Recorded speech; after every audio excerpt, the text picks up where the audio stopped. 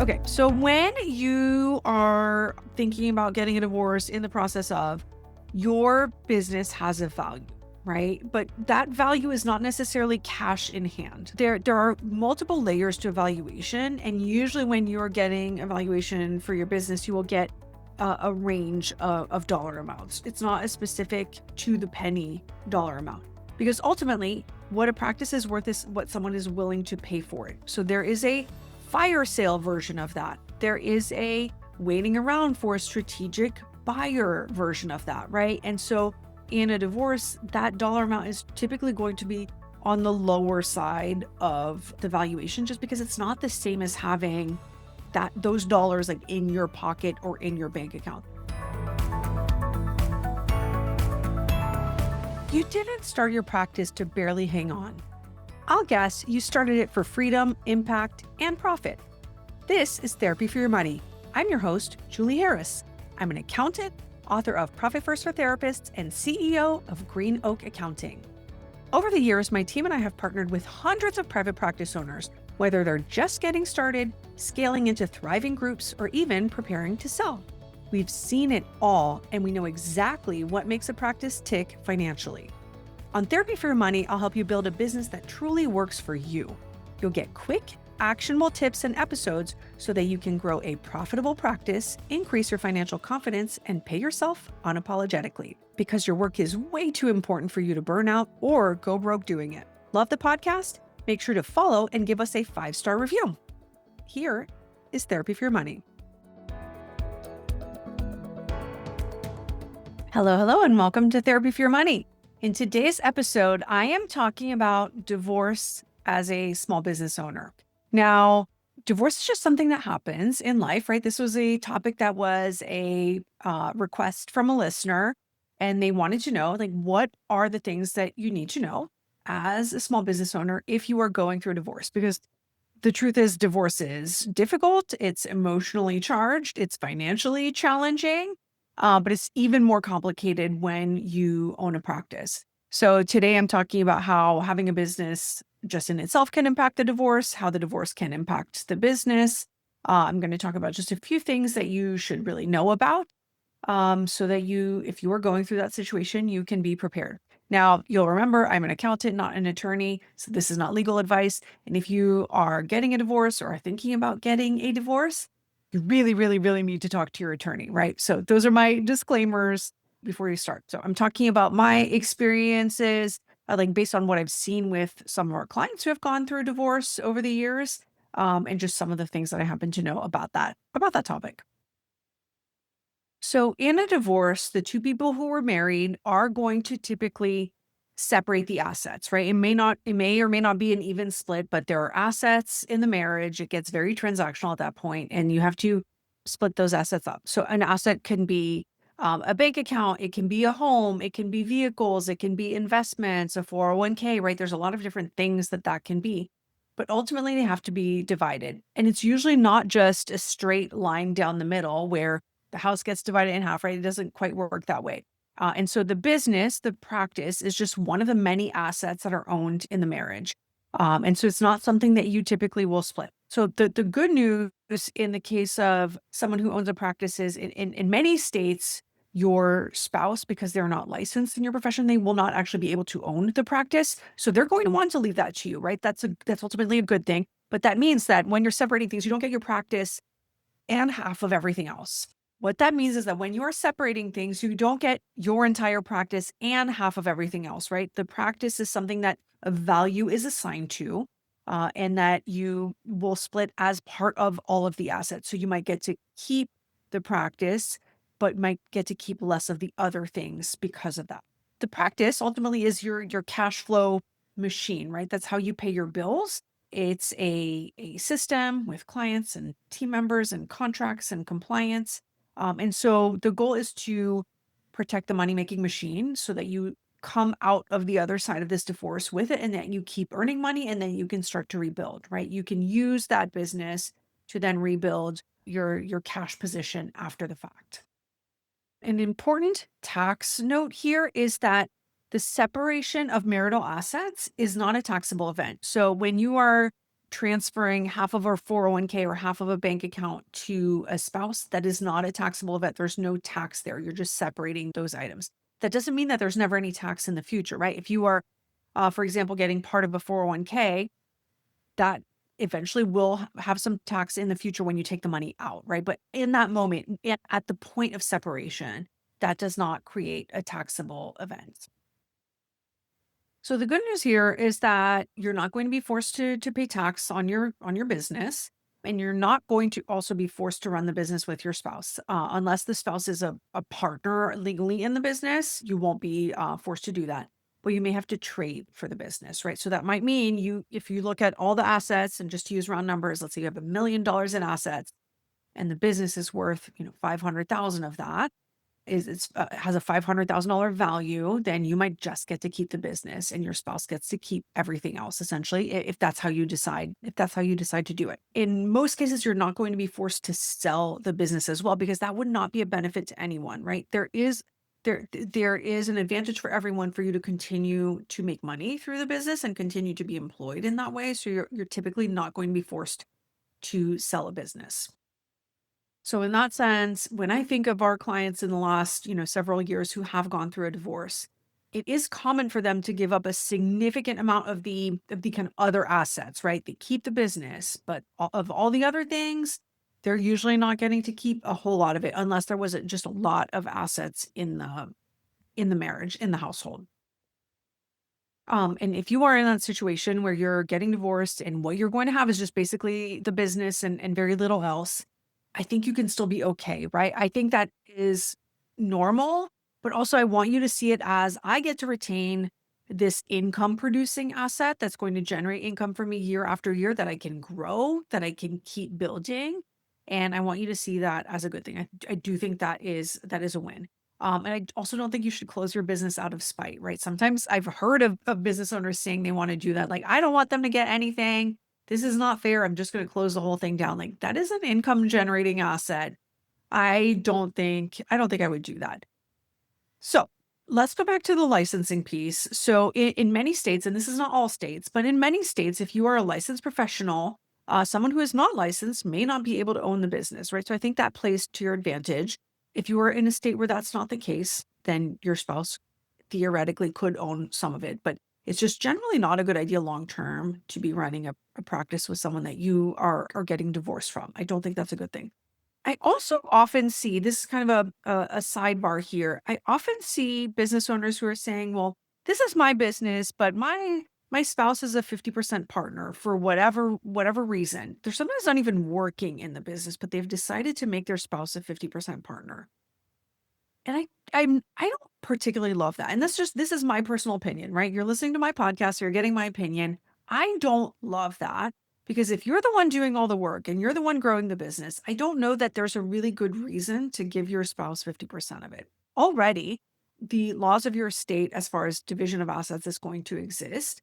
I don't think there's a great reason to get them involved in that way just because if they are in a partnership with you, in theory, they have access to everything, right? And that means also they can sometimes do harm in the business. So I'm a fan of if you're the one doing the business, just own the business. You don't have to give them part of it. They don't have to be a partner. It just makes everything a little more complicated and it's really unnecessary, right? The only caveat to this would be if you're both clinicians, you both are going to actively work in the business, then great, you should have a partnership, right? That makes a lot of sense. But if it's really that's not the case and they're just kind of symbolically part of the business, I just don't love giving them ownership because they're not doing anything in the business. Okay, that's the end of that part of the rant. You should definitely get some advice from an attorney before you add your spouse to a business, by the way. Okay, so when you are thinking about getting a divorce in the process of your business has a value, right? But that value is not necessarily cash in hand. There are multiple layers to evaluation, and usually when you're getting evaluation for your business, you will get a range of dollar amounts. It's not a specific to the penny dollar amount because ultimately what a practice is worth is what someone is willing to pay for it. So there is a fire sale version of that. There is a waiting around for a strategic buyer version of that, right? And so in a divorce, that dollar amount is typically going to be on the lower side of the valuation just because it's not the same as having those dollars like in your pocket or in your bank account. They're not the same, and you need to keep money in the business in order to keep running it. And the reality is like the cash flow is strained typically in cases of divorce just because you're paying for a lot of things. You're paying for attorneys, you might be paying for mediation. There's two households to set up in that spot. And so already cash flow is going to be a little bit tight, but the value of the business is not necessarily like what could it be worth in the very best case, very best circumstances, the ideal buyer. That's not typically what it's going to look like. And that's just because the reality is if you put it on the market for that, you might not actually be able to sell it for that. That doesn't mean that your business is not valuable. That's actually plays to your advantage sometimes because it's not cash in hand. As you go through that situation, it's a really good idea to have a grasp of your numbers. What does it take to run the business? How much money do you need to make? How many visits do you need for that to be possible? How much do you need to take home, both right now and in your new household situation? What is that going to look like? Having a good idea, a good grasp of those numbers is really going to help you make solid decisions. Okay, moving on to another topic, I want to talk about debt and joint returns, right? Because I've seen a lot of situations just over the years where there is some past tax debt that is following a couple, right? Maybe there was a business owner that didn't save for taxes for their business for a couple of years, and that just all of a sudden came back to haunt them, right? So there's maybe payment plans, something like that. So even if the tax debt theoretically was not yours from your business, if your spouse created that, if you have been married filing jointly, you are both equally responsible for that. So even if you are getting divorced, you both can be held responsible for that prior tax debt. So again, it's just a good idea to know what is going on financially in your life. And I would say that is the case whether you're going through a divorce or not. You have agency in your life and you should know what is going on in your life. You should see the tax returns when they get filed. Even if you're not the spouse that does the taxes, right? You should still have eyes on a copy of that. Generally know what's going on. What are the payments that we made this year? What is the tax owed? Right? That's information that you are entitled to and that you should know. Don't abdicate responsibility for that to your spouse because that's how people get surprised sometimes, right? They're in a difficult financial situation that they didn't even know existed just because they weren't looking, right? Just because your spouse is handling it doesn't mean that you should not. Now, if you are going through a divorce, it likely will affect your business to some extent. You will probably be distracted. This probably is not your year for huge growth or really big changes. I really hope that you give yourself some grace. Maybe it's helpful to reframe it as this is going to be a stability year where you are going to keep the business stable and just focus on what's going on at home. You can still protect client care. You can still maintain your team morale, right? But maybe this is not the year where you're going all in and spending every waking hour working in the business. That is likely not going to actually happen, right? So growth can come later. It's okay to just have a year where you know what, we're just keeping the lights on, we're keeping things going the way they have been, and we're not making any big changes this year. Now, if you have a spouse that works in the business, I want you to protect the business and the people in it. I've said this a couple of times on the podcast, but my one of my core beliefs is that if you are a business owner, one of your primary responsibilities is to ensure the survival of the business, right? So the decisions that you make have to be in service of that because that's what is ultimately going to keep generating cash flow for you, keep paying your team members, keep serving your clients, right? In service to the community, it's in service to everyone around you. So think about what the things are that you need to do to keep the business alive. Because if you and your spouse are going through divorce and working in the business, it's going to get uncomfortable for everyone really fast. If you are the owner and your spouse is just working in the business, doing some administrative work, do what you can to get them to a different position as soon as you can, right? They need to be looking for work outside of the practice ASAP. They probably should not have access to all of the all the financial information. Although their attorney will have access to that, right? They will be able to request that, but you don't necessarily want your spouse who's feeling resentful, like in the nitty gritty day to day all the time. So protect yourself as the owner if you are the sole owner, but also immediately clarify who are the decision makers, right? Who is approving payroll? Who is making payments to vendors? Who has the authority to hire and fire?